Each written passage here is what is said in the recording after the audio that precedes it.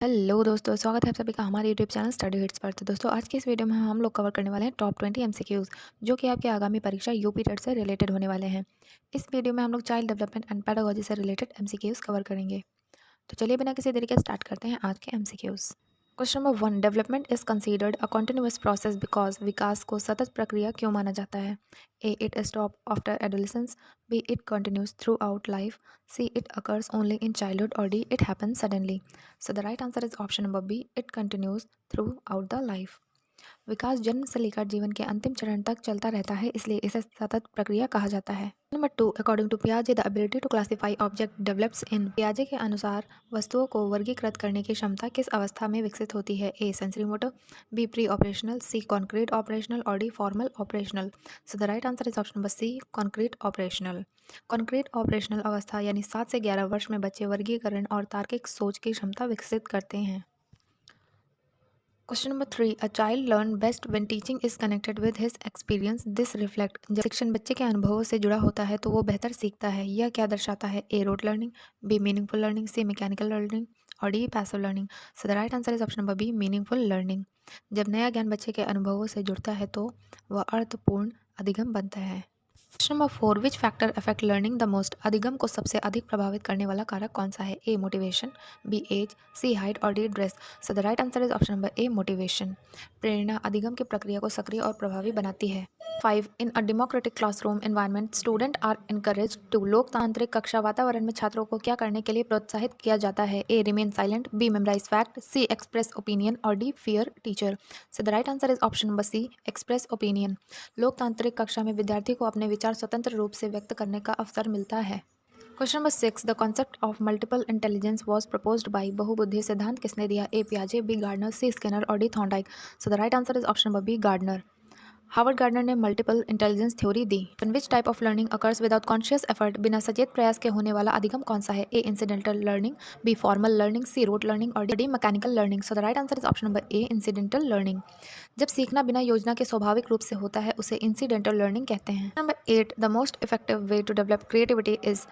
सृजनात्मकता विकसित करने का सबसे प्रभावी तरीका क्या है? A, memorization. B, open ended task. C, punishment. और D, repetition. So the right answer is option number B, open ended task. का खुले कार्य और प्रश्न बच्चों को नए विचार उत्पन्न करने के लिए प्रेरित करते हैं।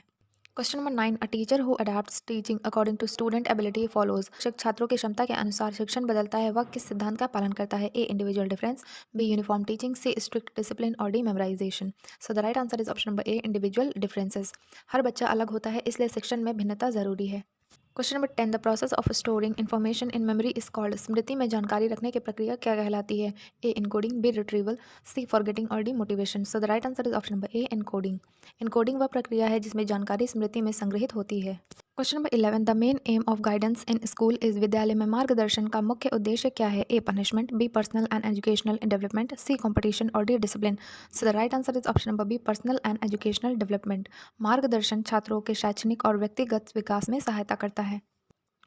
Question number 12, which of the following is an example of cognitive learning. सृजन अधिगम का उदाहरण कौन सा है? A, memorizing table.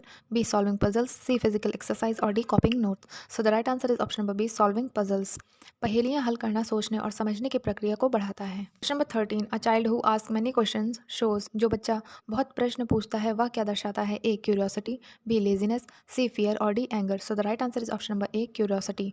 प्रश्न पूछना जिज्ञासा और सीखने की इच्छा का संकेत है। Question number 14, which stage of पियाजे इन्वॉल्व सिंबॉलिक थिंकिंग। पियाजे की कौन सी अवस्था प्रतीकात्मक सोच से संबंधित है? A, sensory motor. B, pre operational. C, concrete operational. और D, formal operational. So the right answer is option number B, pre operational. इस अवस्था में बच्चा प्रतीकों जैसे भाषा और चित्र का उपयोग करना सीखता है। Number 15, which learning method emphasizes problem solving. कौन सी अधिगम विधि समस्या समाधान पर जोर देती है? A, lecture method. B, project method. C, dictation. और D, drill method. So the right answer is option number B, project method. Project पद्धति में छात्र वास्तविक समस्याओं को हल करते हुए सीखते हैं। Question number 16, emotional development mainly depend on. भावनात्मक विकास मुख्यतः किस पर निर्भर करता है? A, social environment. B, physical strength. C, height. और D, weight. So the right answer is option number A, social environment. परिवार और समाज भावनात्मक विकास में महत्वपूर्ण भूमिका निभाते हैं। 17, a good evaluation system should be. एक अच्छा मूल्यांकन तंत्र कैसा होना चाहिए? A, biased. B, comprehensive. C, only exam based. और D, strict. So the right answer is option number B, comprehensive. अच्छा मूल्यांकन समग्र होना चाहिए जिसमें विभिन्न पहलुओं को शामिल किया जाए। Question number 18 the ability to think logically develops mainly in तार्किक सोच मुख्यतः किस अवस्था में विकसित होती है? A infancy, B pre operational stage, C concrete operational stage और D old age. So the right answer is option number C concrete operational stage. इस अवस्था में बच्चे तर्क और कारण समझने लगते हैं। Number 19 forgetting is mainly caused by भूलने का मुख्य कारण क्या है? A lack of practice, B over learning, C motivation और D interest. So the right answer is option number A lack of practice. अभ्यास की कमी से स्मृति कमजोर हो जाती है। Question number 20 the role of teacher in modern education is mainly आधुनिक शिक्षा में शिक्षक की मुख्य भूमिका क्या है? ए controller, B facilitator, C dictator और D examiner. So the right answer is option number B facilitator. आधुनिक शिक्षा में शिक्षक मार्गदर्शक फैसिलिटेटर की भूमिका निभाता है और विद्यार्थियों को सीखने में सहायता करता है। तो दोस्तों ये थे आज के top 20 MCQs child development and pedagogy से रिलेटेड। अगर आप लोग को ये वीडियो पसंद आई हो तो वीडियो को लाइक करिएगा और चैनल को सब्सक्राइब करना मत भूलिएगा। मिलते हैं ऐसे नेक्स्ट वीडियो में, तब तक के लिए थैंक यू।